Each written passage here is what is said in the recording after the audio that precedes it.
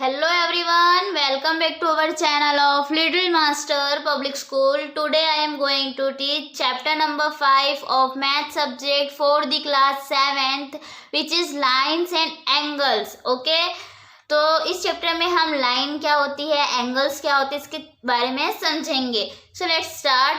A line segment has two end points. Line segment में क्या होता है, टू एंड पॉइंट्स होते हैं. ओके, तो देखो इस तरह की जो स्ट्रक्चर होती है उसे कहते हैं लाइन. ओके, तो ये वाला पॉइंट क्या इसमें फिक्स है. Okay, if we extend the two ends point in either direction endlessly we get a line. मतलब अगर हम इसको इस तरह एक्सटेंड करते हैं तो हमें एक और लाइन मिल सकती है. इसको मतलब उसको हम लोग क्या कर सकते हैं, इंक्रीज कर सकते हैं. Okay, angle it is formed when lines और लाइन सेगमेंट्स मीट. मतलब कि जब टू लाइंस मीट करते हैं, मतलब मिलते हैं, लाइन या लाइन सेगमेंट मिलते हैं तो क्या बनता है, एंगल बनता है. ओके,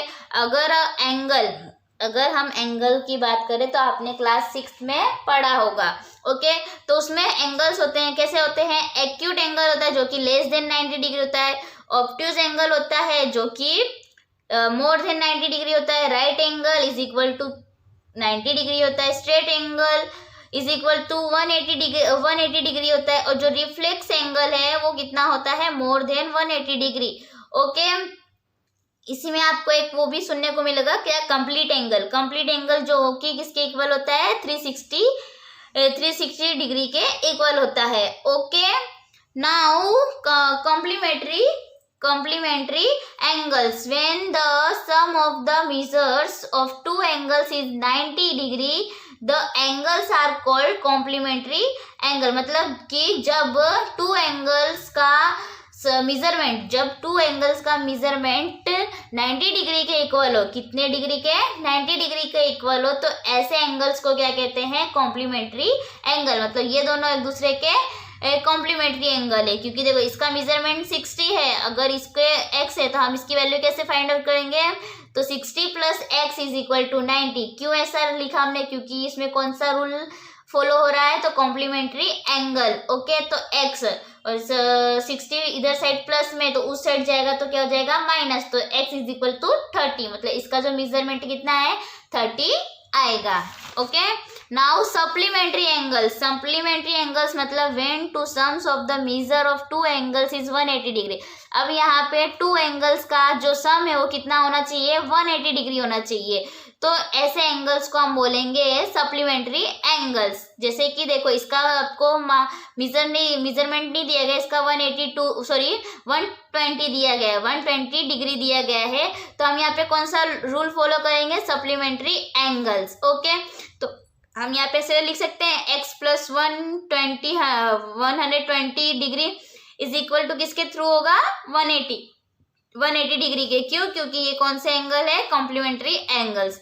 इज इक्वल टू करेंगे तो 180 में से 120 माइनस करेंगे तो x इज इक्वल टू कितना आएगा, 60. मतलब ये दोनों एंगल्स किसके इक्वल है, 160 डिग्री के इक्वल है, और जो इसका मेजरमेंट है वो कितना है, 60. ओके, मतलब आपको याद रखना है, कॉम्प्लीमेंट्री में कितना होगा, 90 डिग्री, और सप्लीमेंट्री में 180 डिग्री. ओके, एडजेसेंट एंगल में क्या होता है, common vertex, common arms, non common arms on either side. Common vertex मतलब कि एक कॉमन वर्टेक्स में से जो भी एंगल है वो बनता है. ठीक है, मतलब ये देखो ये एंगल बन रहा है, उसका भी यही वर्टेक्स है, ये और ये एंगल बन रहा है, इसका भी यही वर्टेक्स है, और ये पूरा एंगल बन रहा है उसका भी यही वर्टेक्स है. ओके, नाउ कॉमन आर्म, जैसे कि देखो यहाँ पे से ये बन रहा है. ओके, और यहाँ पे से ये बन रहा है, मतलब ये एंगल बनाओ या फिर ये एंगल बनाओ, आ रहा है दोनों में ओसी है ना, दोनों एंगल में कौन सी आर्म आ रही है, ओसी. ओके, तो कॉमन आर्म होते हैं. नॉन कॉमन आर्म्स ऑन इधर साइड्स, मतलब कि नॉन कॉमन मतलब कि जो कॉमन नहीं है इधर साइड्स. जैसे कि अगर मैं ये वाला को ले लूँ, ये वाला एंगल लूँ, तो इसमें कोई कॉमन एंगल नहीं आएगा, सॉरी कॉमन साइड नहीं आएगी. क्योंकि हमने जितने ये वाला और ये वाला साइड ड्रॉ किया था तो ये कॉमन थी, बट ये वाला ड्रॉ करेंगे तो इसमें कोई कॉमन नहीं है। तो जब ऐसा एक रूल भी फॉलो ना हो, ठीक है, जब इन दोनों ये तीनों रूल में से एक भी रूल इसमें फॉलो ना हो तो ये हो जाएंगे non adjacent angle. Okay, non adjacent angle, ये तीनों के तीन रूल उसमें फॉलो होने चाहिए। Now linear pair, linear pair में क्या होता है, जो लीनियर पेयर होते हैं 180 डिग्री के इक्वल होते हैं। A linear pair is a pair of adjacent angles whose non common sides are opposite raise.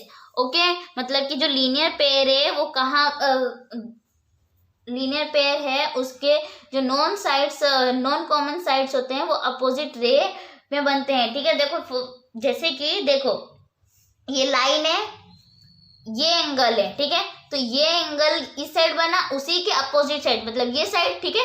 Linear pair मतलब एक लाइन के ऊपर दो अपोजिट एंगल्स बनते हैं, एक लाइन के ऊपर रे के through two opposite angles draw होते हैं, ठीक है, और उनका जो मेजरमेंट है वो कितना होता है 180 डिग्री के इक्वल होता है। सेम ऐसे ही जैसे कि देखो ये और ये जो लाइन सेगमेंट है वो क्या कर रही है, एक दूसरे को इंटरसेक्ट कर रही है, ठीक है, लेकिन यहाँ पे एक एंगल बन रहा है, यहाँ पे सेकेंड एंगल बन रहा है, और ये पूरा एक किसके इक्वल है 180 डिग्री के। ओके, तो इस तरह का जो एंगल होता है उसे कहते हैं हम लीनियर पेयर। ठीक है, लीनियर पेयर, क्योंकि वो दोनों मिलके कितने का एंगल ड्रॉ बना रहे हैं 180 डिग्री का। ओके, अब क्या है यहाँ पे वर्टिकली ऑपोजिट एंगल्स, जो वर्टिकली ऑपोजिट हो, मतलब कि when two lines intersect the vertically opposite angles of formed are equal. देखो ये टू लाइन क्या हो रही, इंटरसेक्ट हो रही है एक पॉइंट पर। ओके, और जब टू लाइन इंटरसेक्ट कर रही है तो उसके जो टू एंगल्स है वो कैसे होते हैं, सेम होते हैं। जैसे कि ये अगर जो इसका अगर 30 मेजरमेंट है तो इसका भी 30 होगा, अगर इसका 60 है तो इसका भी 60 होगा, तो मतलब टू एंगल्स क्या होते हैं, इक्वल होते हैं। Okay, now pair of lines, pair of lines मतलब कि देखो क्या है, इंटरसेक्टिंग लाइन, देखो ये जो लाइन इंटरसेक्ट कर रही है तो जिस पॉइंट पे इंटरसेक्ट कर रही है उसे कहेंगे point of intersection, point of intersection है ना। अब क्या बोलेंगे, ट्रांसवर्सल, ट्रांसवर्सल क्या होता है, तो a line that intersects two or more lines at distinct point is called transversal. मतलब कि एक लाइन है जो टू पैरेलल लाइन में क्या करती है, टू पैरेलल लाइन में इंटरसेक्ट करती है। देखो ये लाइन जो है वो इंटरसेक्ट कर रही है, तो जब इस तरह का स्ट्रक्चर ड्रॉ होता है, मतलब टू पैरेलल लाइन में एक लाइन सेगमेंट इंटरसेक्ट होता है, तो उसे हम कहते हैं ट्रांसवर्सल। क्या कहेंगे, transversal. Okay, angles made by a transversal. अब ये ट्रांसवर्सल के थ्रू जो भी एंगल्स बनते हैं उसके बारे में समझेंगे। ओके, ये आपके लिए एकदम मेन पॉइंट है। ओके, इसी के थ्रू आपको एग्जाम्स में या फिर आपको जो भी आगे चल के जो भी क्वेश्चन है वो इसी के थ्रू आते हैं। ओके, तो देखो इस तरह की ड्राइंग है, मतलब दो ये जो है लाइन वो पैरेलल है, उसके ऊपर एक लाइन इंटरसेक्ट कर रही है जो 2 पॉइंट्स पे क्या कर रही है, इंटरसेक्ट कर रही है। ठीक है, तो यहाँ पे कौन कौन से एंगल बनेंगे, तो देखो ये 1 2 3 4 5 6 7 8। ओके, मतलब ये 8 एंगल्स यहाँ पे ड्रॉ हो रहे हैं। तो उसमें सबसे पहले किसकी बात हो रही, इंटीरियर एंगल्स। इंटीरियर मतलब अंदर के, ठीक है, अंदर के कौन से एंगल है, तो देखो ये पैरेलल लाइन है, इसके अंदर मतलब ये वाला पार्ट, ये वाला पार्ट, ये वाला पार्ट, ये वाला, ये अंदर वाला भाग हो गया। ठीक है, तो इसमें एंगल 3, एंगल 4, एंगल 5, एंगल 6, ये इंटीरियर है। अब एक्सटीरियर की बात करें तो जो ये बाहर साइड, आउटसाइड, आउटर साइड है वो, तो angle 1, angle 2, angle 7, angle 8। Okay, now pair of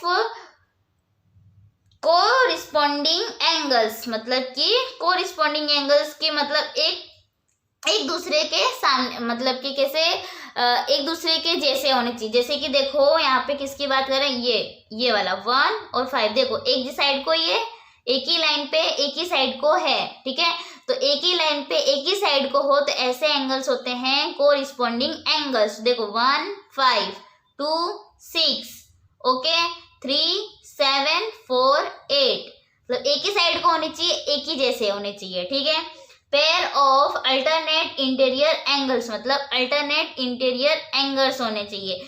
तो यहाँ पे देखो कैसे, मतलब के अंदर साइड को होने चाहिए और एक दूसरे के अपोजिट होने चाहिए, अंदर साइड होने चाहिए और एक दूसरे के आमने सामने होने चाहिए। तो देखो 3 और 6 और 4 और 5, देखो अंदर साइड है, इंटीरियर मतलब अंदर साइड है और एक दूसरे के आमने सामने भी है ना। अ pair of alternator exterior angles, मतलब अब बाहर साइड को होने चाहिए और एक दूसरे के अपोजिट होने चाहिए। तो देखो ये बाहर साइड ये वाला भाग है, ये वाला भाग, तो इसके सामने कौन है 8 और इसके सामने कौन है 7। Okay, now pair of interior angles on the same side of the transversal, मतलब ट्रांसवर्सल के सेम साइड जो ड्रॉ हो रहे हैं, तो ट्रांसवर्सल के सेम साइड कौन है, तो देखो ये कौन से बोले हैं यहाँ पे, इंटीरियर मतलब अंदर साइड, मतलब कौन से अंदर साइड, देखो ये रहे, ठीक है। तो ये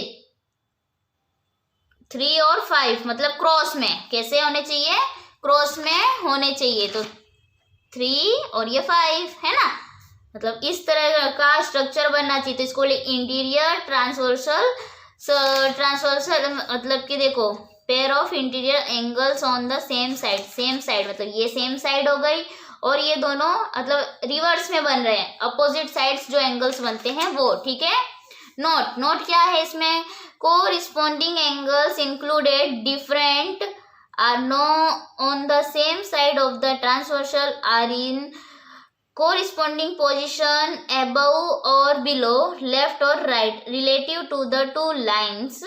Alternative interior angles have different vertices, are on opposite sides of the transversal if between the two lines. Okay, मतलब कि डिफरेंट वर्टिक्स होते हैं, अलग अलग क्या होते हैं, वर्टिक्स होते हैं और अब ट्रांसवर्सल के अपोजिट साइड बनते हैं और किसके 2 लाइंस के बीच में बनते हैं। ओके, नाउ क्या है, ट्रांसवर्सल ऑफ पैरेलल लाइंस, मतलब कि if 2 parallel lines are cut by a transversal, if जो पैरेलल लाइन है वो ट्रांसवर्सल से कट हो रही है, each pair of alternate interior angles are equal, मतलब कि जो भी इंटीरियर एंगल ये वाला एंगल, ये वाला एंगल इसके इक्वल होगा और ये वाला एंगल इसके इक्वल होगा। ओके, कोरिस्पोंडिंग एंगल्स इक्वल, जो कोरिस्पोंडिंग एंगल्स होते हैं वो कैसे होते हैं, इक्वल होते हैं। If the parallel line cut by a transversal, then each pair of interior angles on the same side, मतलब ये सेम साइड है of the transversal are supplementary। Supplementary मैंने बताया था आपको कितने के इक्वल के बराबर होता है, 180 डिग्री के बराबर होता है। ओके, तो मतलब जितने भी पैरेलल लाइन में सेम साइड में जितने भी एंगल ड्रॉ होंगे तो किसके इक्वल होंगे, 180 डिग्री के इक्वल होंगे, मतलब उनका sums. Okay, now checking for parallel lines, अब पैरेलल लाइंस चेक कैसे करेंगे, तो when a transversal cuts 2 lines such that pairs of corresponding angles are equal, then the lines have to be parallel, मतलब कि जो ट्रांसवर्सल है वो 2 lines को कट करती है तो हमें कोरिस्पोंडिंग की एंगल्स मिलते हैं, कोरिस्पोंडिंग एंगल्स इक्वल मिलते हैं, तो जो लाइन है वो कैसी है, पैरेलल है, ठीक है।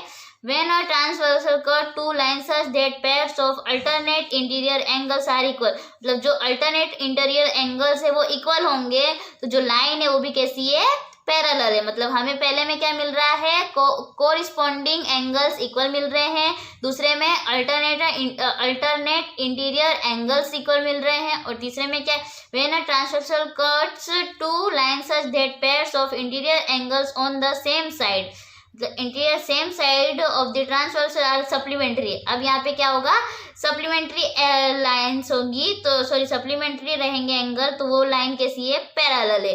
ओके, मतलब इसमें कोरिस्पोंडिंग आना चाहिए, एंगल्स होने चाहिए वो इक्वल होने चाहिए, इसमें अल्टरनेट इंटीरियर एंगल्स इक्वल होने चाहिए और इसमें interior angles on the same side of transversal, मतलब ट्रांसवर्सल की सेम साइड पे वो इक्वल हो मतलब बराबर हो तो उसे कहेंगे सप्लीमेंट्री, मतलब सप्लीमेंट्री होना चाहिए, ठीक है। तो हमें पता चलेगा कि जो लाइन है वो कैसी है, पैरेलल है। ओके, यहाँ पे आपका चैप्टर हो जाता है finish. Okay then, thank you for watching this video.